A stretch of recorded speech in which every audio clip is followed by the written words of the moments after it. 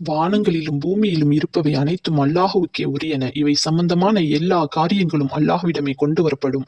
நம்பிக்கையாளர்களே, நீங்கள் தான் மனிதர்கள் தோன்றிய வகுப்பாறுகளில் எல்லாம் மிக்க மேன்மையானவர்கள். ஏனென்றால் நீங்கள் மனிதர்களின் நன்மையான காரியங்களை செய்யும்படி ஏவி பாவமான காரியங்களிலிருந்து அவர்களை விலக்கி மெய்யாகவே அல்லாஹுவை நம்பிக்கை கொள்கிறீர்கள். வேதத்தையுடையவர்களும் இவ்வாறே நம்பிக்கை கொண்டால் அது அவர்களுக்குத்தான் மிக நன்று. நம்பிக்கை கொண்டவர்களும் அவர்களில் இருந்த போதிலும் அவர்கள் பெரும்பாலானவர்கள் நிராகரிக்கும் பாவிகள்தான்.